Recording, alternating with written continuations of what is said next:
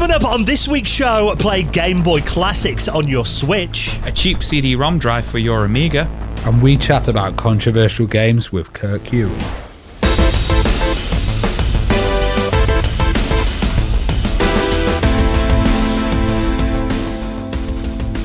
And the Retro Hour podcast is brought to you each and every week with our amazing friends at Bitmap Books. Now, they proudly present their biggest, most ambitious book yet, I'm Too Young to Die, The Ultimate Guide to First-Person Shooters, 1992 to 2002, covering the early experimental years of the genre that now rules the world, covering more than 180 games. You can check that out and the rest of their retro gaming collection at bitmapbooks.com.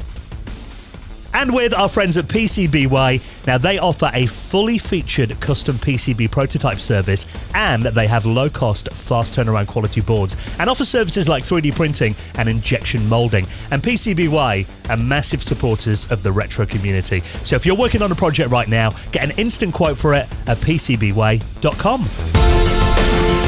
Hello and welcome to the Retro Hour podcast, episode number 365, your weekly dose of retro gaming and technology news with me, Dan Wood. Me, Ravi Abbott. And me, Joe Fox.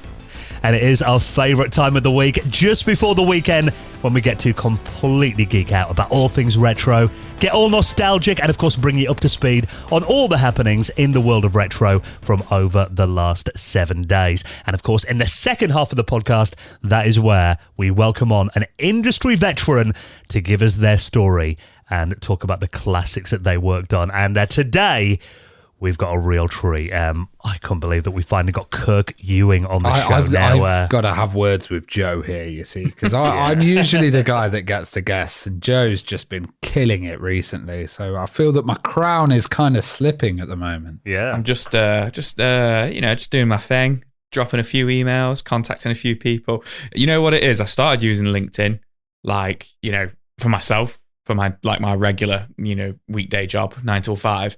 And I just started adding loads of people on it and just dropping in messages. And most of the time, they're just like, yeah, drop me an email. And then they just come on. And I'm like, what's Ravi been messing about at? Pull your finger out, boy. I've got to get on it. I've got to get on it. Because this week's guest is just absolutely mind-blowing. One of my favourite guests that we've had on, and one of my favourite discussions that we've had on the entire show. Yeah. Now, Kirk has been he's involved in the video game industry for decades now. I mean, a lot of people in the UK will remember him from his appearances on GamesMaster. Yes. He was particularly in the last couple of series. I mean, he was kind of reviewing games in the early series, and then he became a bit more of a staple towards the end, including that episode where Dave Perry had the infamous Mario 64 incident. And I think, we've had Dave Perry on the podcast before. We've had Dominic Diamond on. So we've got their side of the story, but also, Kirk was on stage as well, wasn't he? So we get Kirk's kind of side of it, but also he went on and he did quite a chaotic show later on with Dominic Diamond, which was called Kirk's Night Aplenty. Dom and Kirk's Night Aplenty. Yeah, Dom and Kirk's Night Aplenty, which was just absolutely mad if you've not seen that. But within games development, he was a director of games and he worked with VIS Entertainment. And man, VIS, they did some wicked titles. So they worked with Rockstar and they did State of Emergency, which was a fantastic anarchistic kind of title where you're going around, smashing up shops and property, and it's all kind of set in the future. And he also started working, I think he had the rights to the GTA movie at one point that he was kind of going around and banding about. But then later on, he went into some pretty controversial titles as well. So we cover some controversial subjects in this, particularly JFK Reloaded, which was a game about the assassination of JFK. Yeah, and that got, obviously, particularly in America, some very bad press from lots of high-profile politicians. And we kind of talk a bit about, why he decided to make those games. But actually, he's got a really good angle on it, and also why he thinks, they're actually quite educational games as well. And it's a really interesting side of it, because I think, often we talk to people that make controversial games that really just do it to shock. But actually, there's a lot more to it than just that, isn't there, with Kirk? Yeah. There was a lot of looking back at history. And of course, being on the edge of Rockstar, they've always had a bit of controversy with the original GTA series and stuff like that. So it all kind of plays into that, and it's a really interesting conversation. And even today, he's working on a competitor to the Meta Quest, a new augmented reality headset that we'll talk a bit about as well. So really interesting guy. Kirk Ewing, he's going to be our special guest on the show in just over half an hour from now. Now, it has been a busy week in terms of retro gaming, and I do apologise, guys, if I do sound slightly distracted because on my desk in front of me, I must admit, I have been playing it. Game Boy games. Now on the Switch and Game Boy Advance. Yeah, man. So this was announced. There was the Nintendo Direct last week, or maybe the week before now, about a week and a half ago. We're slow to the mark on this one, but Joe was hungover in Budapest. Still a little bit hungover. I'm not going to lie. But yeah, there was a lot of big announcements. Metroid Prime on the Switch was a big one, but the one what we've been excited about is the release of the Game Boy and Game Boy Advance titles as part of the library they've got there on the Nintendo Online. It's part of the premium library. So, when you pay the extra and you get the N64 and the Mega Drive / Genesis games, you now also get the Game Boy and Game Boy Advance games on there. And they've released, already out to play, about 8 games per system, with about another 8 on the way, 4 per system as well. But it's a really nice mixed library. Of course, Tetris is there on the Game Boy one. But anything else you've been playing, Dan, or anything else you can spot there, some standout titles? Well, I'm looking through the Game Boy Advance list as well, and you've got Super Mario Brothers 3 is on here as well. You've got WarioWare Inc.'s on there too. Mario Kart Super Circuit, which is a really good version actually. Big fan of that. You've got Zelda on there as well, the Minish Cap. Although it seems like, I'm looking through my library here, some of them seem to be doubled up. So you got the European version and the Japanese version of a lot of them as well. Yeah. So you get both versions of them. Quite often they'll do that Nintendo. But some really, really, really standout games. So the Game Boy, you've got Alone in the Dark, The New Nightmare, Game & Watch Gallery 3, which was the, like the Game & Watch games, like in one cartridge. Because you can do Game Boy Color as well, can't it? So Alone in the Dark one's a color game. Yeah. Gargoyle's Quest, Kirby's Dream Land, The Legend of Zelda Link's Awakening DX Deluxe, so that was the Game Boy Color version of Link's Awakening. Metroid 2, Return of Samus, Super Mario Land 2, 6 Golden Coins, which my friend's been messaging me about that he's been playing through. I've not had a chance to get it yet. Of course, Tetris, Wario Land 3, and then, like you say, you've got Legend of Zelda Minish Cap, Mario and Luigi Super Saga, Mario Kart Super Circuit, loads of really awesome games.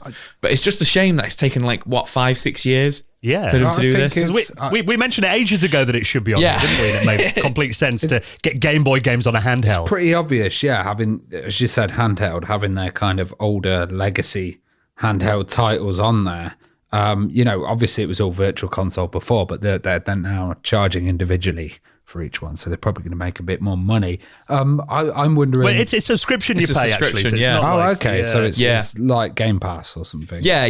So Nintendo Online. It's got 2 tiers. I forget how much it is, but the bottom tier gets you Nintendo and Super Nintendo games. You get about 20 on each, don't you, Dan? Yeah, and you get Mega Drive games too. Modern console world, so I don't know about these subscription things. But I was wondering, is that also? Are they going to do their whole handheld legacy? Because if they do that, then they're going to have the Virtual Boy in there. Have they got the DS? Would that work on the Switch, the Virtual Boy? Because it's quite a unique screen it's got on there. I'm not sure what they look like on there. You got to hold the Switch right against your face. And get an adapter, But the DS, have they got any DS titles on there? No. So as far as they've got so far, for the uninitiated, Ravi, is, like I say, they've got the Nintendo. They've got the Super Nintendo. They've got the N64, which was only last year, I think, maybe the year before. Sega Mega Drive, and now they've introduced Game Boy and Game Boy Advance. So that would mean the Game Boy Advance is actually the most modern system they've got on there. So I guess the next would be the GameCube and the DS. So, I don't whether they do that or not. There's a lot of people crying out for the GameCube. Not so much the Virtual Boy, but I think it would be funny if they did that. I think DS might be hard with the 2 screens, or maybe they could do something with, having the Switch screen and then having it on the television. Yeah. Or if you held the Switch vertically, it might work. Oh yeah, that's maybe. Yeah. I still think the Switch is going to be a complete failure, and it's just That's Ravi's prediction when the Switch launched, 5 years ago. But yeah, I mean, in terms of these online retro catalogs that they keep introducing, and I mean, I think when Nintendo Switch Online launched, it was only about 20 quid for a year, and I've looked now because I mean, like all of these services, I sign up on direct debit, it just gets renewed, and you're not really sure what it's kind of crept up to. At the moment, a 12-month plan in the UK, £31.49 for 12 months. It's the creep, isn't it, right?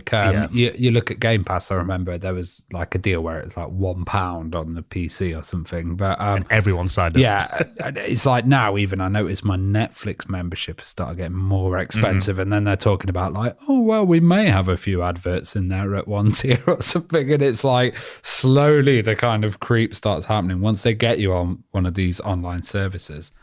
It's what. But in terms of Nintendo Switch, I mean, 31 quid for 12 months, I think is definitely, it's a lot cheaper than Game Pass or PSN. Plus, what I'd like to see is maybe a physical adapter that would somehow go onto the Switch that you could put the older titles in, but that probably wouldn't happen. You're dreaming there, Avi.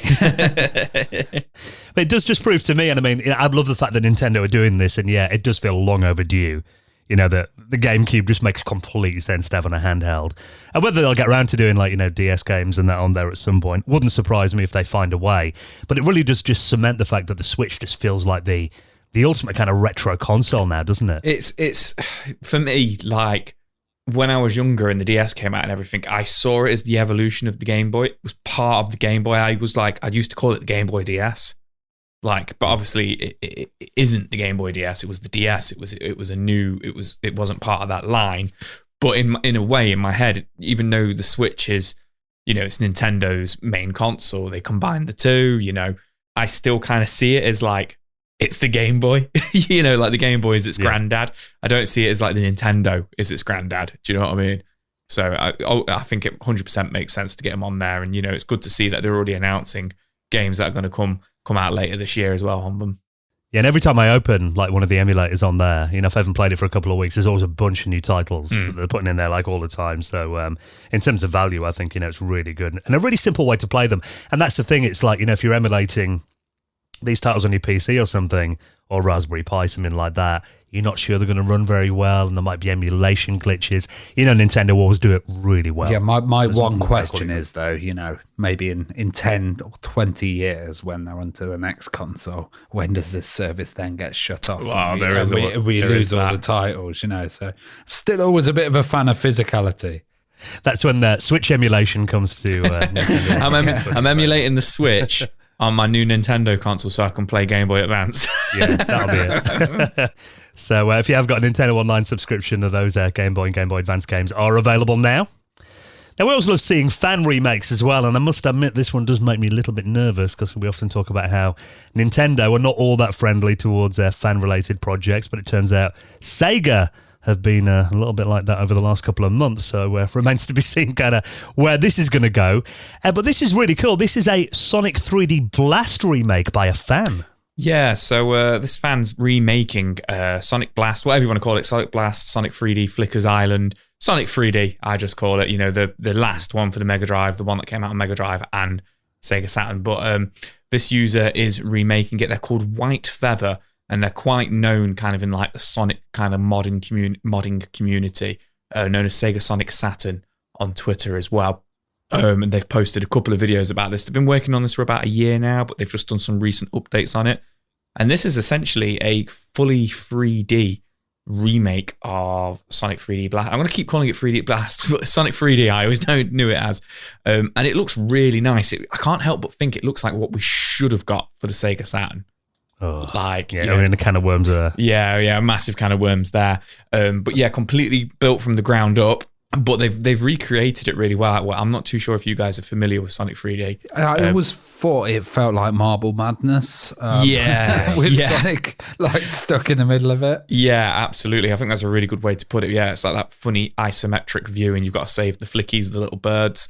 I think what we've seen so far of this, they've captured that really well. And even the running animation that he's got quite a funny running animation in Sonic 3D, and they've actually captured that quite well.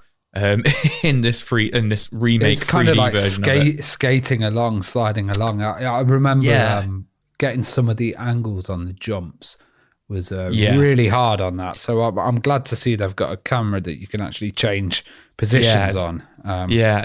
Yeah, and then they've obviously modernized it as well. You can play it in 16:9 ratio, aspect ratio, and they've redone some of the mixing of the music as well using some of the Saturn mixers, which is really cool. But I just think it's got a really nice Sega Saturn kind of maybe early Dreamcast look to it. As Dan says, maybe he was talking about it's not a very good thing for the design. Well, what wasn't the Saturn where everyone was kind of desperate for the Sonic game, and then they brought Sonic Jam out, which was just to kind of like remake and look at some photos and run around that island. Yeah. And Sonic R, the racer as well, was on there, wasn't it? Yeah. Wasn't there a version of 3D Blast as well that kind of came out a while ago that was a weird, totally different like beta? That rings a bell. I think we covered that when there was, one of those big dumps about a year ago. I think we did cover the beta version of Sonic 3D. Yeah, it was like a show version or something that came out beforehand. Yeah, so this is based on the actual released version. Yeah, this is based on the actual release. This isn't like based on a demo that never came out or anything like that, or something that was seen at at E3 or anything like that in the 90s. This is completely from the ground up, and it looks really nice. Apparently there's going to be original voice work in it. They've redesigned, done some really nice 3D rendered images for like cutscenes at the start of the game and stuff like that, because of the 3D Blast that we did have these kind of like rendered images. So they've incorporated some, homemade ones of that as well, which, look like they're straight out of the game. I kind of had to like double take it and be like, is that from the actual Mega Drive game? But they're not, they're new ones that they've inserted, and, the music sounds really gorgeous on it as well. So we'll just see where it goes with how funny Sega have been in the last couple of months. Because that game was developed by Traveller's Tales, wasn't it? Yeah, it was. Yeah. And that's the thing, because, I didn't play that game until quite a bit later. But I do have vivid memories of it coming out, but also people, being a fan of it on the Mega Drive, thinking it was an impressive kind of demo, if you like, on the Mega Drive, but being bitterly disappointed when it came out on the Saturn that it wasn't a proper 3D Sonic game. So I think it's always kind of got that kind of reputation around it. Yeah. The people are like, we don't want this, we want actual proper Sonic 3D. So I think in terms of reception at the time, I do vividly remember quite a bit of disappointment around it. But I haven't played it enough to say whether or not it's a good game. I remember the feeling of playing that when I was a kid, that I couldn't get enough speed up. And whenever I got enough speed, I hit something that would then slow me down. And I always felt this didn't have the kind of, pace that Sonic usually had in games. And that frustrated me a bit, Yeah, it was kind of going back to what you said a few minutes ago as well. It was very slippery in it as well, and the perspectives and stuff. And, as you say, Dan, it was made by Traveller's Tale, and famously, it was built off, the Sonic teams just kind of gave them a concept and said, this is what we want the game to be like. And they kind of had to make it off the back of the concept of it, while Team Sonic were meant to be making like the mainline Sega Saturn release. And, we don't want to open that kind of worms and everything. That never happened, obviously. And, we only ended up with Sonic 3D and the weird Sonic Jam and Sonic R and stuff like that, until eventually we got Sonic Adventure. And then there's the weird Sonic arcade game as well, Sonic the Fighters, that not many people seem to talk about. The less said about that, the better, probably. But yeah, we'll see where this goes. But in terms of a time capsule, I think, when this came out, like 96, didn't it, originally? It's an interesting look back at kind of what was going on in gaming back then. Everything had to be 3D, didn't it, around that time? So it's nice to see some fan attention and that game getting some love. So if you want to get hold of that, it is coming out for the PC, and there is a work in progress alpha version now, and I'll put a link to that article in our show notes at theretrohour.com. Now, one of the most legendary adventure games of all time, this is always nice to see, is getting a physical re-release for the PC and the NES, and this is the legendary Maniac Mansion. Yeah, this is an absolutely groundbreaking title. The Scum engine was actually kind of developed with this, because Oh, what does SCUM stand for again? I think it was Script Creation Utility for Maniac Mansion. Yeah, there you go. I love that. I think it was this, guys.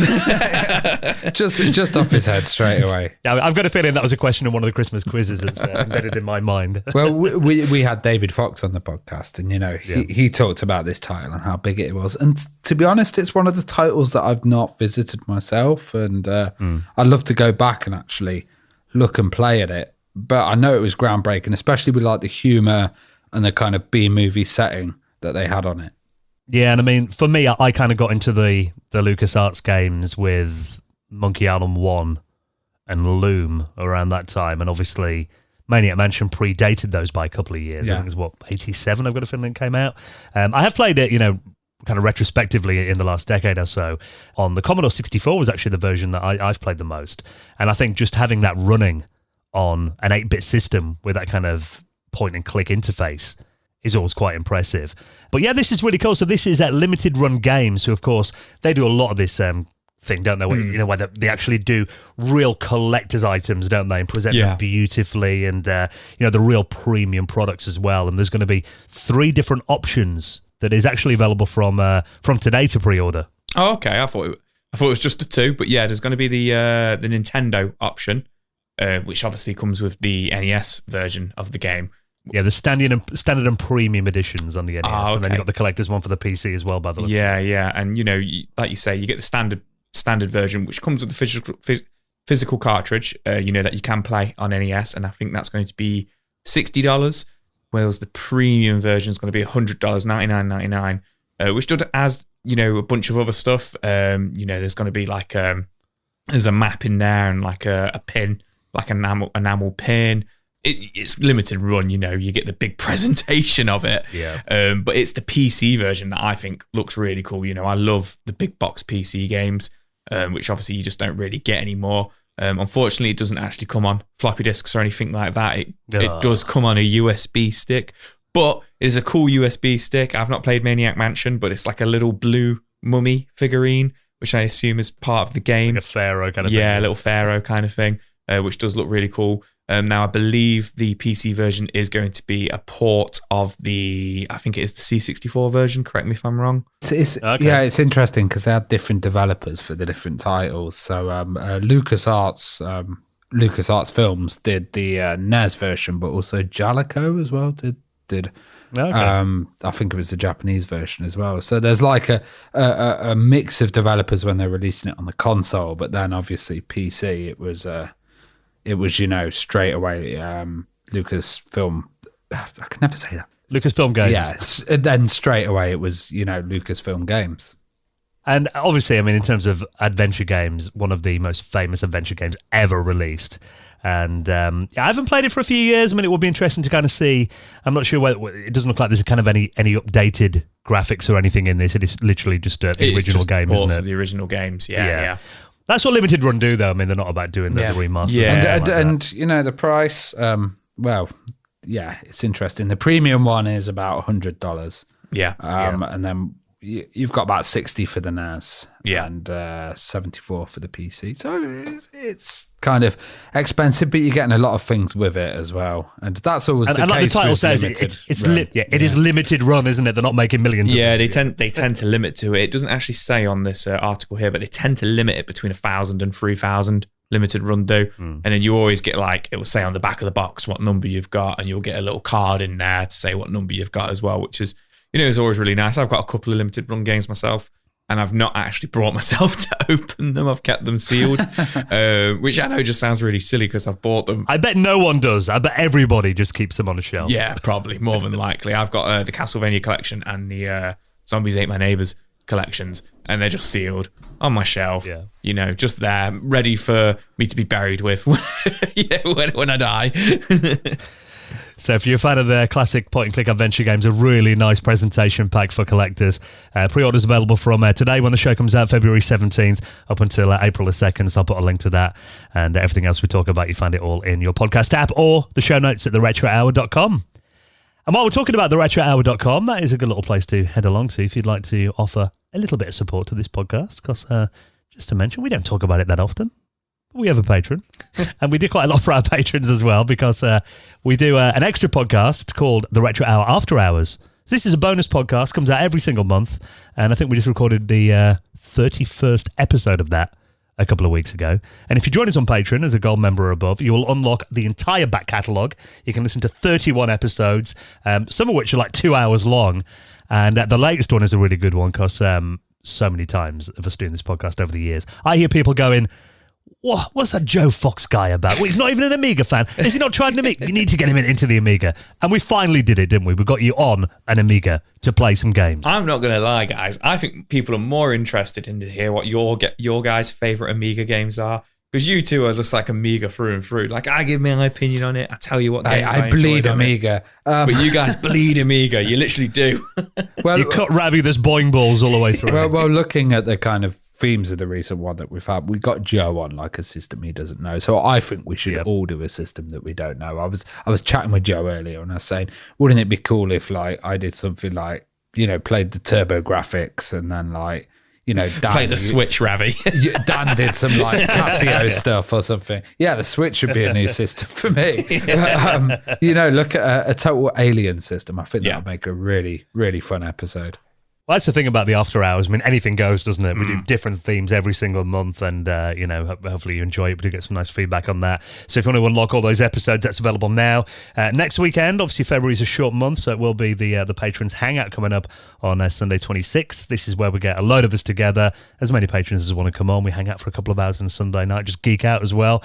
And you get the normal episode early when I can get it edited in time. You get extra patrons news, sometimes 10, 15 minutes extra on every episode as well. So a really good time to join us on Patreon, and all the details to sign up right now are at theretrohour.com. So we're going to talk to this week's special guest, Kirk Ewing, in just a moment, talking about classic controversial games, a few GamesMaster memories as well. And speaking of being slightly controversial, the Intellivision Amico. Now, have you guys watched DJ Slope's video on this? This is like I don't think I've had the time to I was going to say, but find me 4 hours and I'll watch it. Talking of Earthworm Jim as well, Kirk, who we interviewed, does talk about Earthworm Jim 3D, which he did some stuff on. So interesting to hear this story about the new Earthworm Jim title. Well, this was something that we talked about on the show years ago when the original Intellivision Amico announcement happened. And if you want to get the full story of that, like I said, Slopes has done an incredible video. And I've been driving about an hour and a half to work each way this week and last week. So I've been about 3 hours in the car. It's stupid o'clock in the morning. So literally, I put YouTube on my Bluetooth on my car, just been listening to it on the speakers. Great video is done, going really in depth into the whole Intellivision Amico story. Way too long for us to obviously recap everything here. But really, I mean, the reason we're talking about Earthworm Jim 4 is this was a game that was originally announced as an exclusive for the Intellivision Amico console. I would say it was probably the biggest title for that whole console. Yeah. They were going to run with that as their kind of killer app, weren't they? Yeah, there was even videos as well, wasn't there? So it looked like, I mean, there's been a lot of talk about the Intellivision Amico and is it vaporware, and, a lot of doubts over whether it's ever going to materialize. But there was a teaser trailer that came out about 3 years ago now that I remember us getting pretty excited about when, it first dropped, because I'm looking now for it on YouTube. It turns out it's been deleted.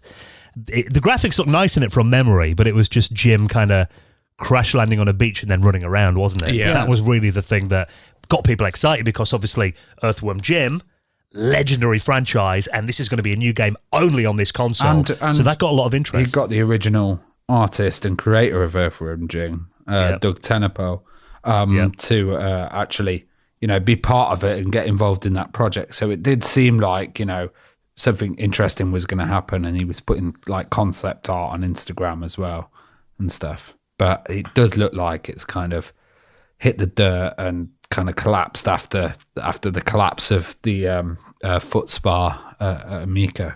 Yeah, it does look a bit like a foot spa. But yeah, this comes from a website called Out of Context Earthworm Jim, was actually a Twitter feed as well. And there's been a Discord conversation apparently, and I think this comes from either someone who's close to it, It doesn't actually say what the source is here in this article, but basically it says there was a Discord conversation where it says Earthworm Jim 4 was quietly dusted under the carpet, hoping nobody would notice, and they reckon that it could even be speculation around the fact that maybe Intellivision didn't have the rights to Earthworm Jim because it's owned by Interplay as well. If something's been in development and I think if anything could have broken out of the kind of Amico and come out of it at the end, it would have been this.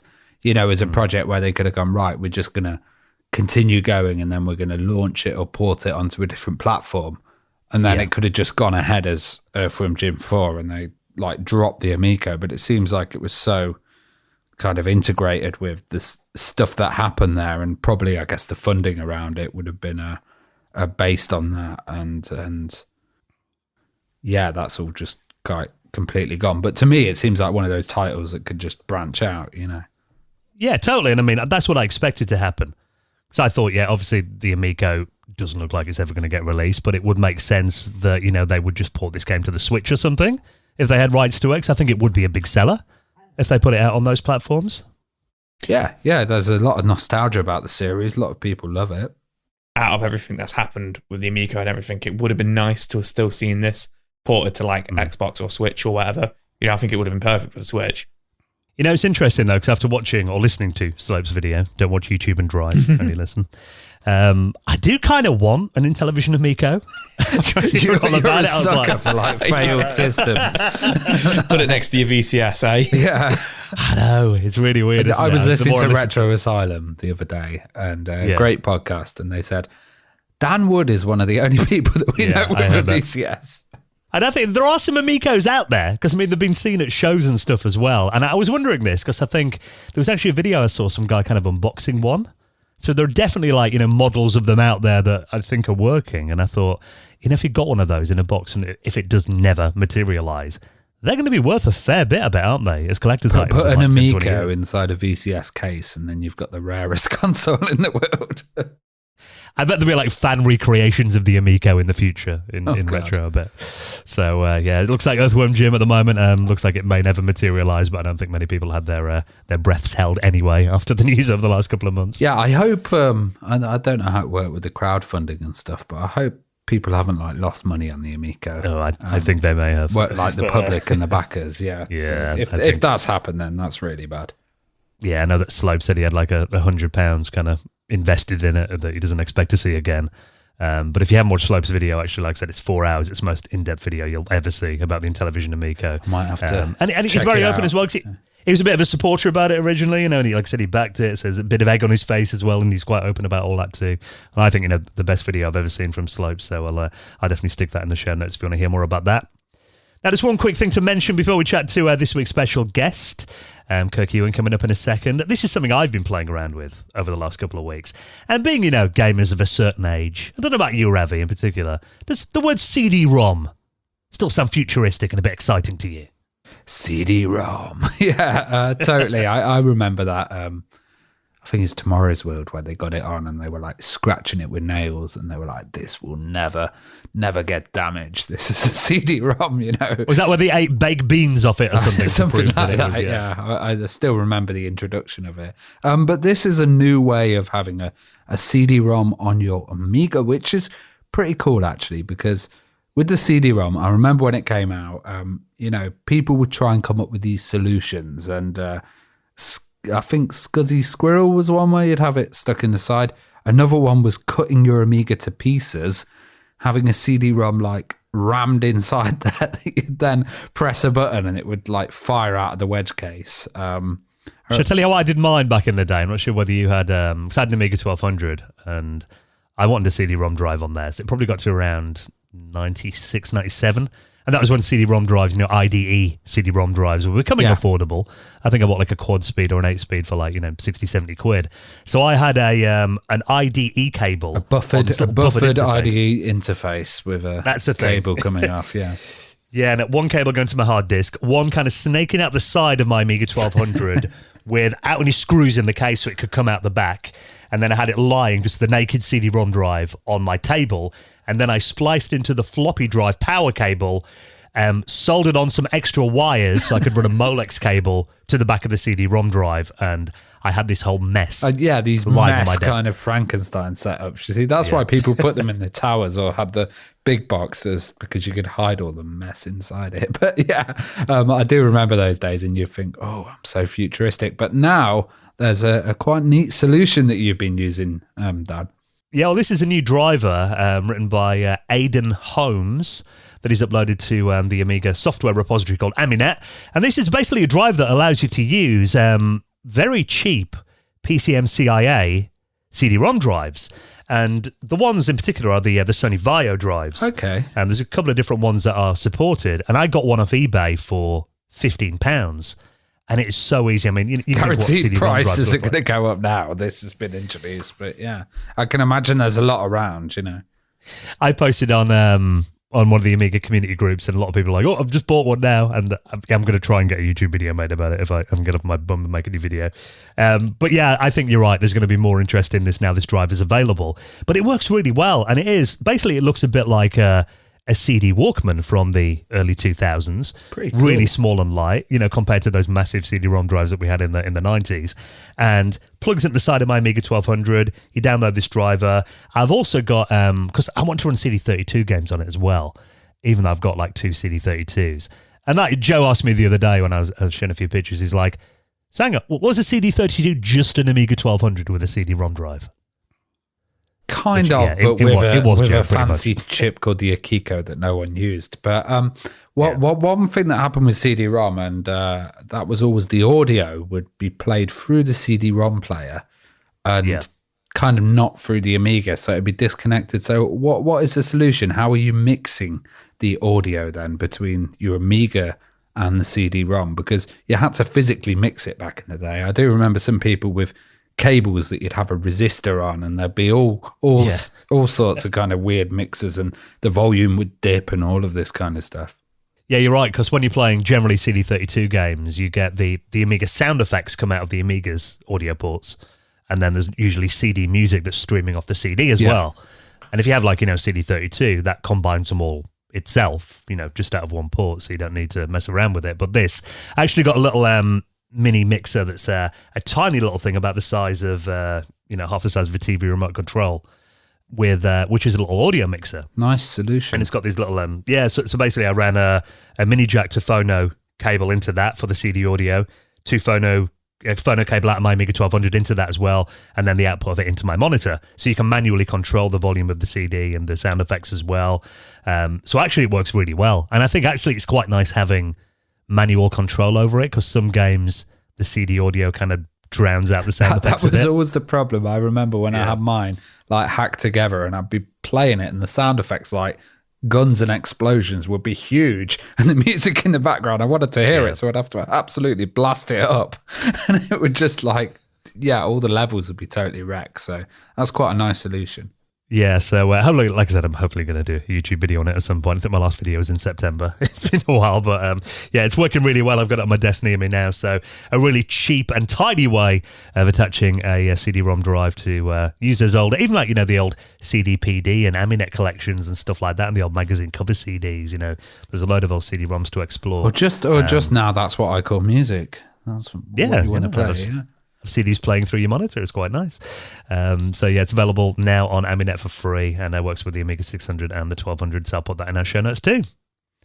Right, then we're going to be talking to Kirk Ewing, controversial games, in just a moment. Before we do that, we're going to talk about languages. And we're talking about languages that we like to learn to improve our lives, because this is our sponsor, our good friends at Babbel. You guys got some holiday booked in this year? You heading away anywhere? I booked Tenerife yesterday for May. Yeah. Senor, gracias. I'm doing an Amiga event in the UK, so I'm going to be staying at home this year. But I'm sure you'll have people from all different countries coming over to the Amiga event in the UK. Yes. And that's the thing about us Brits when we go abroad. I mean, generally, we're not really that well known for being versed in other languages. We are a bit lazy, if I'm honest, when we go abroad. You just kind of expect everyone else to speak English. But I don't know about you guys. I always try and make an effort to learn a few phrases and that kind of thing. But often I get quite embarrassed. It's usually like alcohol, toilet, food. Those are the three phrases I go for, yeah. on holiday. But I mean, I don't know if you guys are the same. Sometimes if you go to like Spain or somewhere and you see like, tourists from France or Germany, they're often speaking the native languages, and you think it would be nice if we made a bit more of an effort in this country. And we were talking about it last week, the fact that I think our school system, particularly when we were at school, it was just never very successful, was it? You learned just, words rather than phrases. And that's the good thing about Babbel. Now, Babbel is something you can use on your phone or your computer. It basically makes language learning quick, and it focuses on natural conversation. And the way it works is it gives you 15-minute lessons. So, you're not there. You remember being I think I did like French lessons at school for like 3 hours on a Monday afternoon, which is like no wonder. Things didn't sink in back then. But the way these are designed is to be efficient and effective and to help you learn a new language. And the lessons are crafted by over 150 language experts. So it's real people, and you'll learn how to have real world conversations, stuff that you will use when you go on holiday, not those meaningless phrases that you learnt at school. And they're also voiced by native speakers as well, using modern conversation methods as well. So you're not going to sound stuffy or, like it's out of a 1970s textbook. And their teaching method has been scientifically proven to be effective across multiple studies. And you can pick from 14 different languages, including Spanish, French, Italian, German. And what I think is really cool is Babbel has got speech recognition technology. So I don't know about you guys, when you're learning languages at school and stuff, you didn't quite know if you're pronouncing things properly and how your accent sounds. No, yeah, there's a lot of like regional dialects with stuff. Yeah. I think I remember one. The only one that we knew well was the song, which was like, Jean Duette, Jean Duette. And that's like stuck in my head. Well, maybe you could sing that to Babbel, Ravi, and it'll rate your accent and your pronunciation. So they do have speech recognition that can help you improve your pronunciation. And there are so many ways to learn as well. I mean, they've got lessons, there's podcasts, games, videos. You can even join in live classes with a language teacher as well. So you can start your new language learning journey with our friends at Babbel. And because we love their service, we've actually got you a great offer where you can get 3 months free with a purchase of a 3-month subscription by using our promo code RETRO. So sign up right now. Head to this website, babbel.com/podcast23, and use the promo code RETRO for 3 months free. babbel.com/podcast23. Use our promo code RETRO, and a big thanks to our friends at Babbel, language learning that works. Right then, next, it's time to talk to this week's special guest, and a really fun episode this week with Kirk Ewing. He's next on the Retro Hour podcast.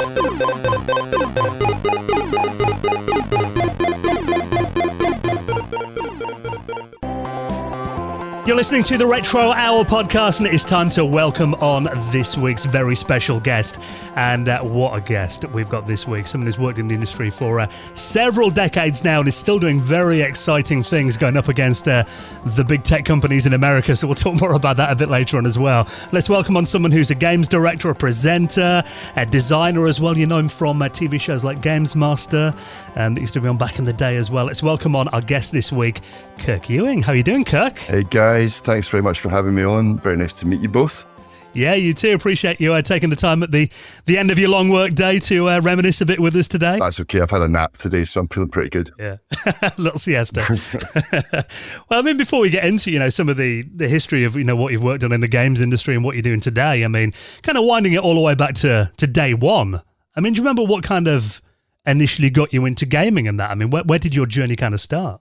I know clearly where my journey started. I used to go. My grandpa was really quite sick when I was a kid, and I used to go with my mum when she would look after him, and she would jump me at the arcade. So I'd get left at the arcade down at the front in Largs, and I saw my first ever arcade games machine, Space Invaders, and then along came Gorf. I don't know if you remember Gorf, the first sort of talking arcade machine that I ever got back to. And that was it for me. Basically, I was like, I like this. This is kind of the thing for me. And then I didn't do anything about that. Obviously, you think games are just, not really a job. I didn't do anything about that for years. But I started, I think, again with the Amiga. And when I started really using the Amiga, I was completely hooked. It was the days of pirating discs, if you might remember. So you got Xcopy Pro.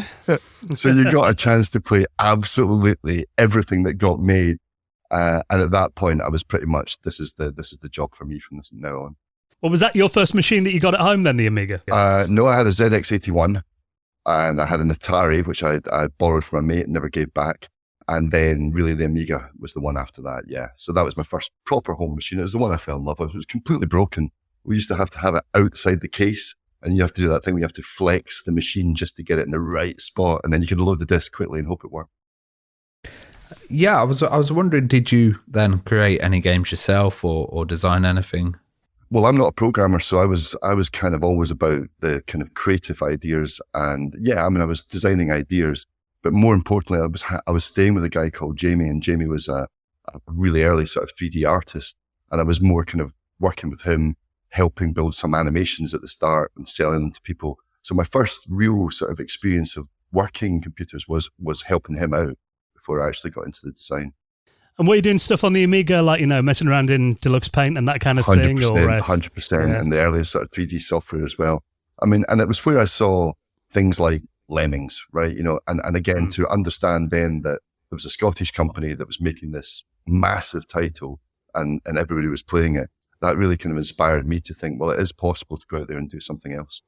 I think that's one thing about the Amiga as well. It really kind of fostered that creative field, didn't it? 'Cause, I mean, it's stuff like, I remember like Amos on there and Shoot 'em Up Construction Kit. And, I had friends that had Mega Drives and that, but literally you put a cartridge in, you played a game. On the Amiga, it felt like, kind of anyone could do it, even though I know that it was a lot more involved making a game like Lemmings, but it did kind of give you the tools to do it at home, didn't it? No, 100%. And it really, that kind of experimentation that happened with the Amiga and the fact that it was still a slightly illegitimate bedroom thing, I think was really important in fostering the stuff that I went on to do. So it did feel that we were, punks, if you like, on the Amiga and about to do something unpleasant with it. Well, what was that, like DMA Designs Connections and VIS as well, or VIS? There was it kind of made up of old staff from there? The way that I met DMA Design and Dave Jones was actually through making a documentary about piracy. So as I'd mentioned previously, I was not at the forefront, but I was involved in the disc swapping scene, as we like to call it in Glasgow. And I decided that I would make a documentary film about it. And I approached Scottish Television, as it was at the time, and got a commission to make a short form documentary. And I actually went and got Dominic Diamond as the host for that documentary. And the two of us pitched up at DMA and interviewed Dave Jones, interviewed the hackers, interviewed a whole bunch of people for the documentary. So not only did I get my introduction to Dave and the games industry proper, but also it was the first time that I'd met Dominic in one package. Right. What's that documentary called then? Is it still out there to watch anywhere? That sounds really interesting. It's out there on YouTube somewhere. It's called Fair Game. And right. It's one of Dominic's early serious television forays. Because it sounds like, you mentioned being kind of in the cracking and, the disc swapping scene as it was then. I mean, I was talking on our podcast a couple of weeks ago that I had an uncle who had a friend at work who used to dial all the pirate bulletin boards, like Skid Row and Fairlight and all those. No, the names are flooding back. Yeah, I mean, where did you kind of get your games from then? Do you remember? Where did I get my games from? Yeah. Well, the Barras was the hotspot of GameSwap at the time, and the Barras is this sort of notorious market in East End of Glasgow, with lots of sort of little stalls all hidden behind these different walls and different buildings. And that was very much where everyone hung out and swapped games and talked about what they were playing, and there was just a whole scene round about that experience. I was wondering then, how did you get the job at VIS, and what was your kind of position and what were you initially doing? So after I'd made that documentary Fair Game, I started to think really seriously about designing games, and I'd had ideas previously when I'd been working with Jamie, and I put them down on paper and I started to take them to different people. I think I managed to get a meeting with Ubisoft, and I got a meeting with Philips at the time, who were making the CDI, if you might remember that wonderful platform. And the guy at Philips said to me, look, these are great and we like these ideas. How would you make them if you actually could? And I said, well, I don't really have any idea. So he said, well, there's this guy, Chris Vanderkyle in Dundee. He's got a game studio. You should go and see him. And I went to see Chris, and then we co-founded VIS together, and that was it. And Chris obviously had Dundee's a small place, and Chris knew Dave, and Chris knew a lot of people that were working there. So we emerged as a sort of second tier of games developers out of Dundee at that time. And very quickly, we'd signed our first game to Hasbro, and we were off and running. Well, where did the concept of Head Extreme Destruction Zone come from? Can you give us a bit of background on that? It was just called Heads when we had it, but Hasbro didn't like the 4-letter acronym, so they insisted that we add some text, Heads Extreme Destruction Zone, to make it more, I guess, trademarkable. And it was just, I've always kind of been interested in masks and African culture and just this whole idea. So it just, and this is before Pokemon even. So I think we were just looking for something that was kind of anarchic, but would allow people to have a really good multiplayer experience and then have lots and lots of different characterization for it. So Heads seemed like an appropriate way to do it. And for anyone that doesn't know, the idea is that these aliens, they all look the same. They can travel through space and time, and they like to go and decapitate interesting characters from throughout space, time, and history. And then they put those different decapitated heads on top of their own, and they assume the personality and characteristics of that individual. And that was the basic plot of Heads. Where did that idea come from? I don't know. Where does any good idea come from? Probably some combination of illicit behaviour. Well, it was the 90s, wasn't it? It was exactly the 90s, and it feels like it's from the 90s. It really does. Yeah. And I still really love the idea. I mean, it was hard for us when we had ambitions to go out there and make a 3D arena fighter without any real experience in having built a game of that scale before. It was a couple of years of real graft, and I think that the truth is that Heads didn't really work out to be the game that we'd all hoped, but it was an amazing learning experience for everybody involved. And, certainly a lot of people then are still working in the industry today. The technology that was used on that game, I mean, what were you kind of making that 3D, the graphics on and rendering it? Did you have expensive kit to do that on, or was it? Yeah, no, we had Silicon Graphics machines, the big purple Silicon Graphics. And actually our lead, our CTO at the time had said, let's build them with voxels. Right. So the plan was that we would get extra detail by producing these high quality 3D heads and then outputting them as voxels in the game. So when you look at them in the game, from a certain distance, they look absolutely fantastic. However, the problem with voxels, as it was then, when you get up close, it just looks like a blur of breakfast cereal. That was maybe one of the problems. Graphically, it didn't live up to the expectations, but overall, as I say, it was just an amazing experience. And it had a really good, very interesting marketing campaign as well. I mean, were you involved in that much? I wasn't involved in the marketing because it was mainly Hasbro that did that. But I do remember they had a launch party, which was just legendary at the time. And they flew a number of kind of waspish Americans over to the UK, and they let this woman in charge of the party. And I remember they had, it started off quite nice. There was some Highland dancing, and then they brought on an extreme circus, and at one point I looked up and this dwarf guy was dragging a woman in a wheelchair by his penis across the dining room. Right? And I thought, okay, this has gone slightly differently from how I would expected. And then next thing, we were outside at this fireworks display, and the fireworks were coming straight at people and they were passing out and it was screaming. And I thought, yeah, games industry is fun, right? This is kind of how it's meant to be. But I don't think any of them ever returned to Scotland again after that. They probably learned a lesson. The 90s. Love it. Yeah. It was interesting. You guys did Earthworm Jim 3D as well, and at that time there was a lot of transition of titles going from 2D to 3D. What was that process like? Yeah, we met up with Shiny Entertainment, Dave Perry, the other Dave Perry, out in California, and managed to win the contract to make Earthworm 3D. And again, we had quite a lot of things going on in the studio at that point. I think we're still finishing off Heads. So it was a lot to take on at that stage. And really I think the first year was just spent trying to get Jim to animate in 3D and work in a 3D environment in a correct way. So it was challenging just working within the parameters of Earthworm Jim himself. But then we just kind of went off on one, and I think we pretty much ignored all the advice and all the direction that we'd had from Shiny Entertainment, just made something of our own. And then about the last 6 months with Zen furiously trying to get us to retrofit things in that we'd missed out. So again, another kind of 90s experience, albeit built in the 2000s. But it was, at that point, Mario 64 had hit the market as well. So we had this benchmark of this is what 3D games should look like. This is what people's expectations is going to be. And that's a high benchmark to live up to. So yeah, I think that was one of the more challenging things that we've ever done, just because it was right on that cusp of transition from 2D to 3D, as you say.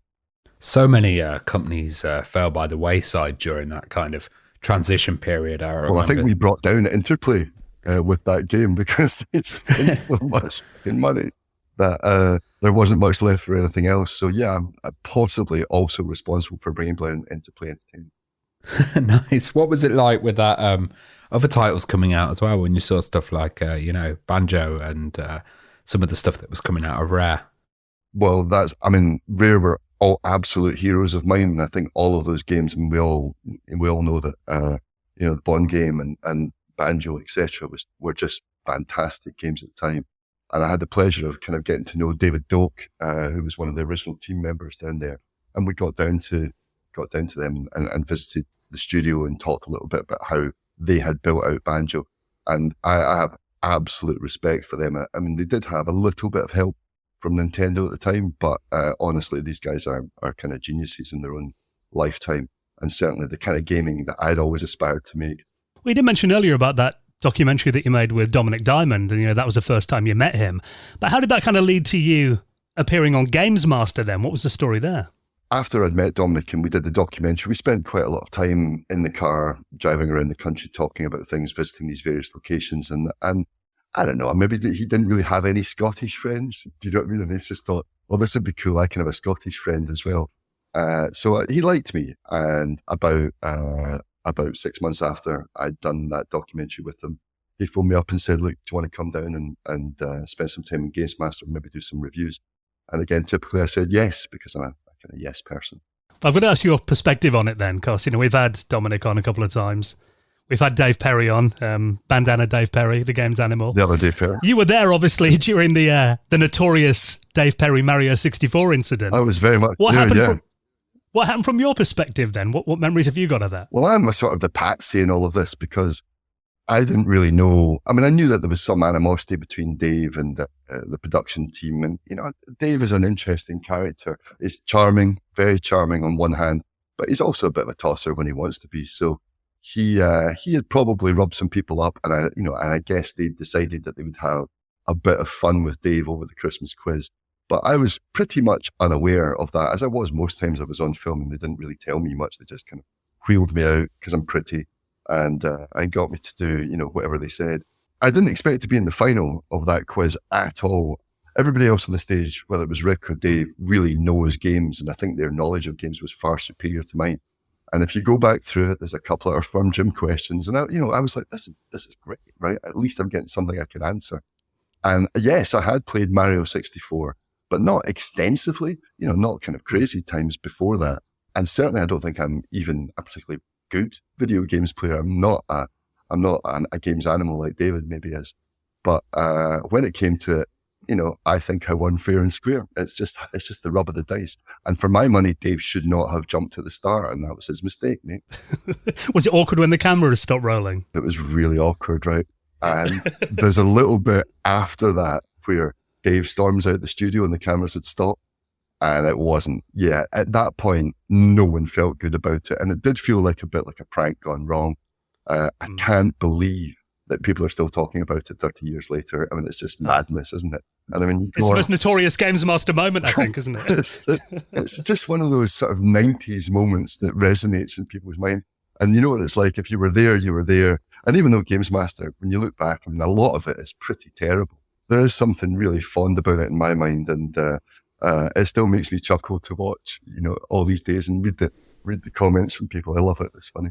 Did you watch the new version of it as well? And what did you think of that? I did watch the new version. I don't really know what they're doing, trying to bring it back. It doesn't seem like something that can exist in this time period. And I thought it was weirdly, like a lot of the elements were the same, but it just didn't really have that anarchy from the first one. So good as everybody is in respect to, everyone that was involved in it, but it wasn't for me. Well, talking of anarchy, Dom and Kirk's Night of Plenty was a pretty interesting show. What was it kind of like working on that? And where did that idea come from? Well, again, I mean, this all spills out of GamesMaster, really. Dominic was looking, and Dominic was, is a hard-working individual, so he was already looking at other things to do. And he came to me and said, look, there's an opportunity to work with Paramount Comedy. They have a slot, which is a late night slot, on Tuesday, I think it was Wednesday evenings, and do you want to come down to London on Wednesdays and do like 3 hours live?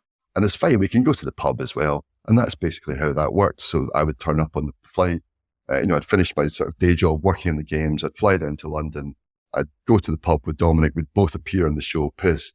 He would take the mickey out of me, and then we'd go to the pub afterwards, and then they'd catch the first flight back to Scotland in the morning. Speaking of, you mentioned the Dave Perry awkward moment. I imagine David Williams' appearance on that was even more awkward. I met David Williams at a wedding, right? And, I had never met him previously, but he was sitting opposite me at this wedding that I went to about 10 years afterwards. And I said, "Oh, hi, David, I'm Kirk." And he went, "I know who you are." He's still holding a grudge about something that I wasn't even involved in all these years ago. Yeah, I don't know. People have their opinion about David Williams. And I know Dominic certainly has one about him. I was wondering how VIS and how you got kind of involved with Rockstar then. So, we got involved with Rockstar when we pitched State of Emergency. I had met Sam briefly when he had been up visiting DMA, working on GTA. And he'd said, please come to us if you've got an idea, come to us. And we'd gone out to E3 that year, and we had a single sided printed sheet for State of Emergency. It's very simple. It just said, "State of Emergency, the citizens are revolting," right? And on the back was a description of the game as it turned out to be.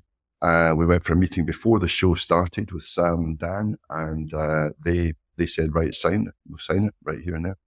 Well, you mentioned Eminem and GTA movie recently in the news. What was kind of the story there?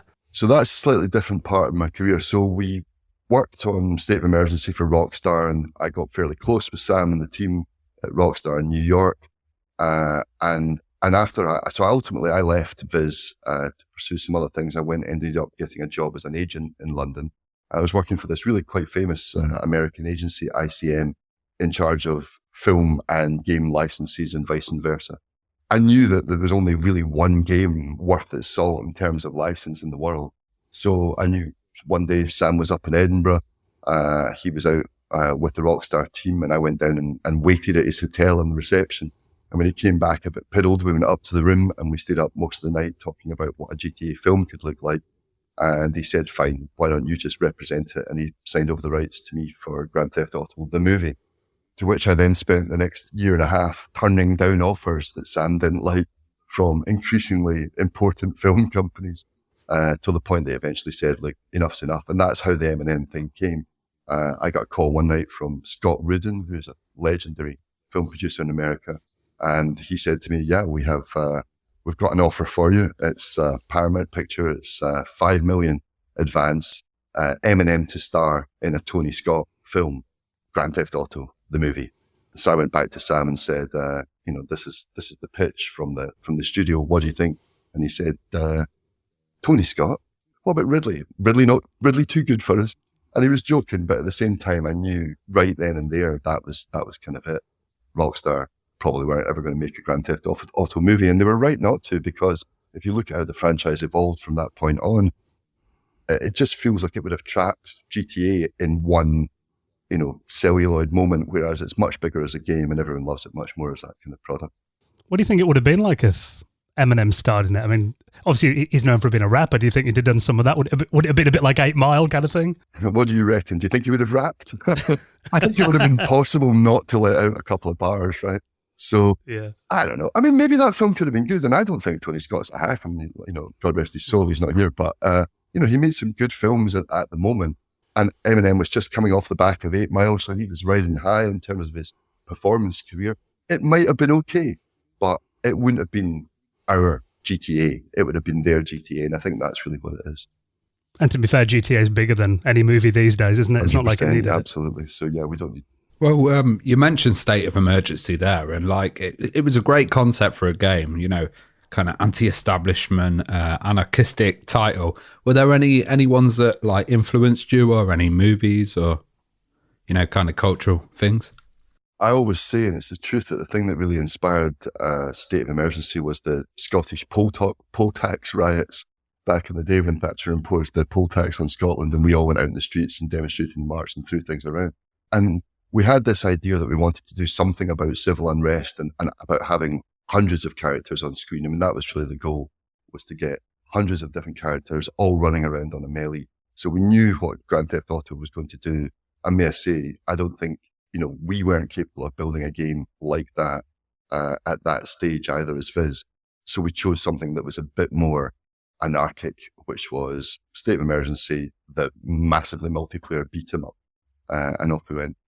Yeah, there was that famous poll tax riot in London as well, where they smashed the whole of the kind of West End up in it. That's the one. That's the one. Yeah. The footage from that is still unbelievable. When Londoners riot, they really know how to do it, don't they? I remember seeing footage of all these supercars destroyed, and then there was this one like hippie van, and then just left it like perfectly intact. Yeah. One of us. Right, fair enough.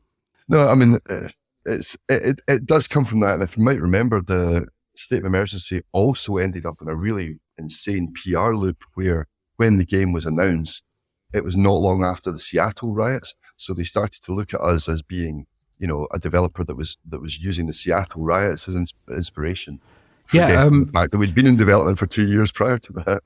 So those were the WTO ones, and I was wondering because this was actually brought up in America I think it was in the Congress, but do you think that was an excuse for them to condemn it?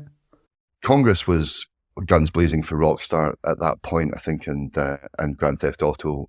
They had a real vendetta against anything that would be seen as this, adult-orientated game.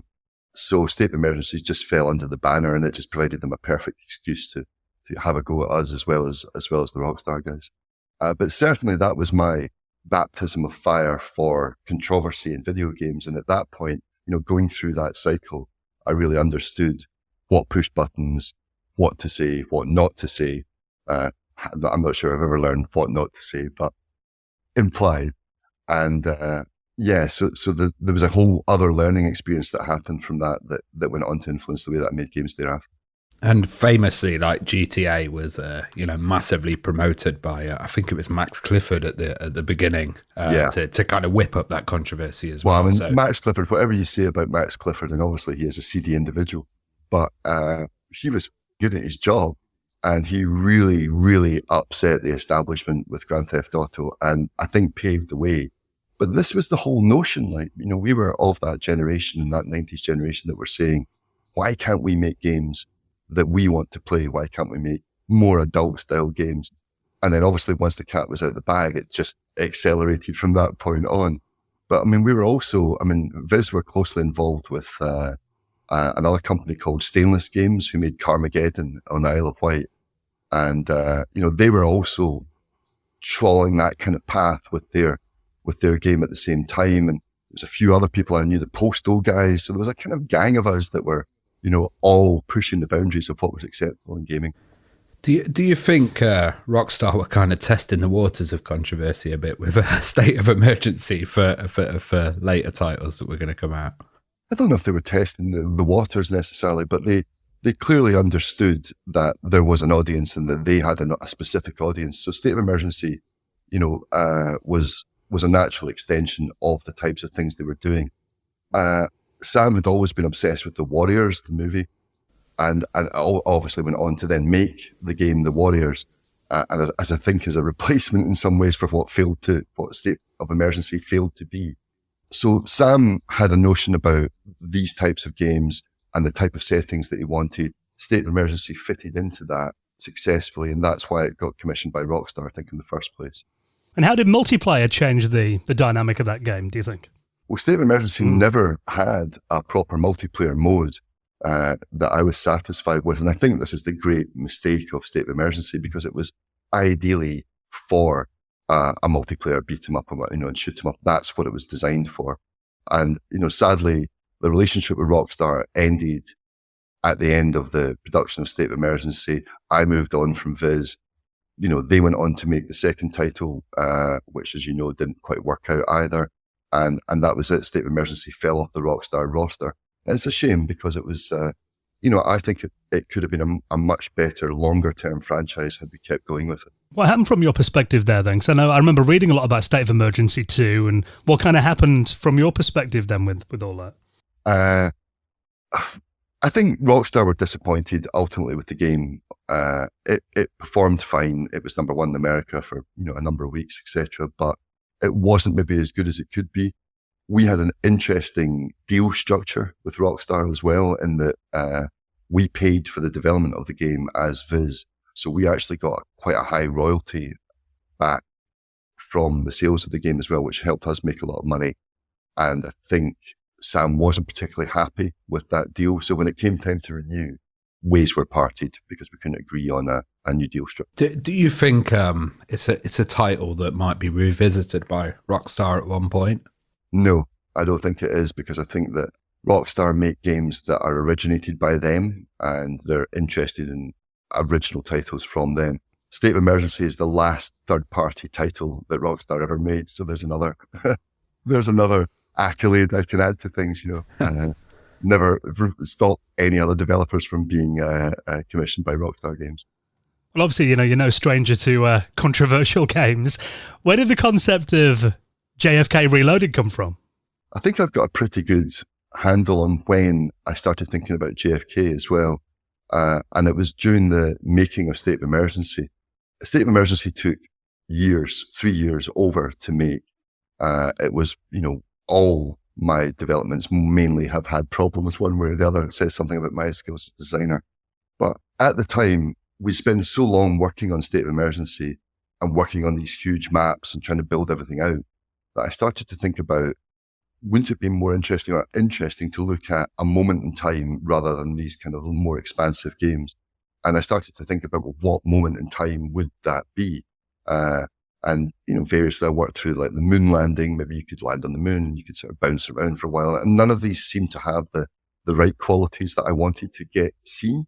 So I stumbled across the idea of doing JFK, and I thought about the ballistics, and I looked at the information that was there available from the day. And I realized, well, this actually, from a documentary perspective, there's so much data about what happened, the wind speed, the ballistics drop off, etc., that there's something in this.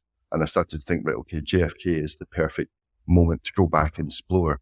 And also at the same time, I was slightly dismissive of conspiracy theories and, some of the hype round about, say, like the JFK movie. And I thought, there's another way that we can do this, and we can take our games technology and apply it to a subject like JFK. Well, interestingly as well, that was developed under the Carmageddon engine. So how did that kind of help develop the title? How did you know that? I've never said that publicly. I saw it online. Well, as I'd mentioned, I did have a good relationship with some of the developers that had worked on that. So I had a bunch of really brilliant physics programmers that understood what I was trying to achieve and were happy to come along on that ride. I do remember, the press and the statements around the game back in the day. I remember a spokesman for Ted Kennedy said the game was despicable, and there were senators who were sickened by the game as well. I mean, do you remember the big uproar around that title then, and what did you kind of think of it? When we were launching JFK Reloaded, I phoned up Sam and said, look, I think there might be some controversy about this. So do you have any good recommendations of a PR manager that I could work with that could help me manage it? And he put me in touch with this guy who shall remain nameless again, but he was a sort of PR troubleshooter, and he would call me from the deck on his ranch out in Texas. And he said to me, Kirk, this is a controversial title. He said, not everyone's going to like this title. He said, but here's how it's going to go down. I'm going to get you an interview with Newsweek with Nguy Crow, who's the lead technology writer. And if Nguy likes it, then he'll write a story. And if he writes a story, you'll be on the Today Show on Wednesday. And Nguy liked it. And I ended up on the Today Show on Wednesday, being chauffeured around New York, doing all of these different crazy interviews. And it just went off from there. So, being involved in that news cycle, again, I understood this is probably not going to last forever, but it was fairly intense at the time because people were literally sort of calling for my death, blaming me directly for the death of Kennedy. And then, is it true that you got death threats from the? Very much so. I mean, quite explicit death threats as well. I mean, I didn't know you could do these things to people, but and from all corners. I mean, I had a reverend in the deep south in America call me a purveyor of electronic wickedness, which was a T-shirt that I should always have had made. Interestingly, you had a competition in it as well, which was, that maybe wasn't such a great idea in retrospect. Yeah, you can win money for whoever recreates the it was more assassination scammy. It accurately. was actually more scammy than that, if you remember, because it was you can win up to $100,000, but the up to was an important part. And what I did was I'd basically set aside money for development. So I was like, right, well, once we reach this target and everyone gets paid, then we'll put all the money, like a 50% of the money that we get from that into the prize pot. But the game never really made any money. I think we probably broke even roundabout, and I actually had to still pay out €20,000 to some guy who won the competition. So it was a bad day for me all round, because I'd made this outrageous claim. I got really harassed about it in the press, and then I actually still had to give someone the money. Well, some fans were suggesting interesting ideas for games as well, and Diana I'm sure I've heard some of them before. Yeah, Diana one was one which popped up. Were there ideas that you thought this was kind of going to go too far, and that you wouldn't go down those roads? It's pretty interesting that you mentioned Diana, because I got that a lot at the time, and sometimes it was people being helpful with a suggestion, like, "Hey, what about a Diana game?" And sometimes it was them mocking you, going like, well, why not just make a Diana game if that's the kind of person that you are? Here we are 20 years later. We still sort of think that Diana thing would make a good game, if I'm perfectly honest. And I've done, a fair amount of research on it. And I think there's enough information, for that missing, 13 seconds inside the tunnel to go and explore that and say, well, what would have happened if the, paparazzi outriders had run into the car? What would happen if this guy had been drunk beyond his limits?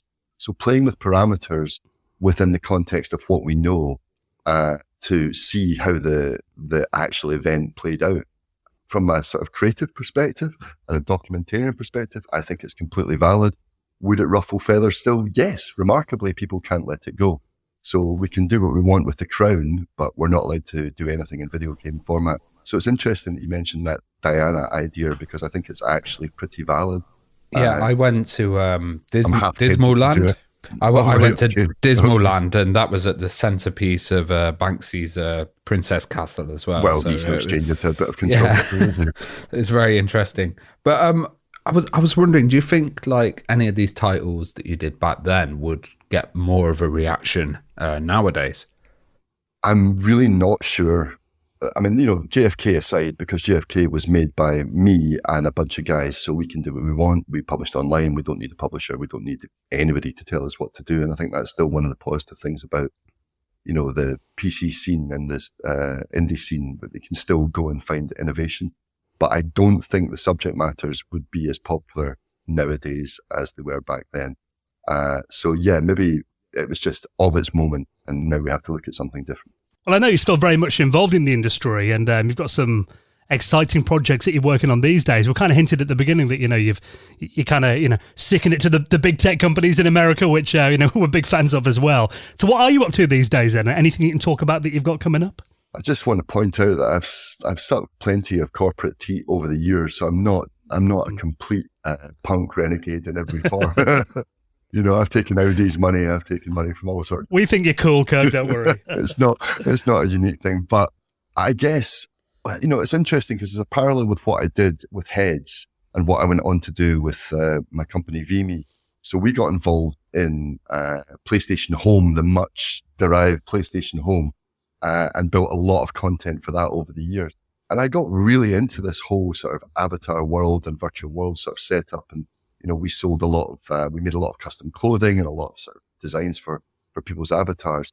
And this idea of sort of masking yourself came back to the fore. But from that VMe project, I actually started to get involved in augmented reality, and I formed another company with some colleagues, 11 years ago now, called Zapper. And Zapper we have our own technology stack, our own tools, our own vision algorithm. We make everything for augmented reality. And just this year, we're launching a mixed reality headset of our own. It's derived from Google Cardboard, so it's still one that you put your phone in, but it comes with controllers like Quest and so on. And it's $80, and we like to think that it's better than Meta, is the slogan that we're using right now. And just anything that sort of disrupts the industry in one form or another is always still interesting to me. Do you think there's more areas to kind of explore and, expand gaming experiences in VR and AR? I've enjoyed designing in mixed reality so much. It was a complete new canvas. And to have other people in different locations, but in your room, sort of looking at game components and moving them around has been an amazing experience. So just from a sort of design perspective, it's been a completely new challenge to build in it.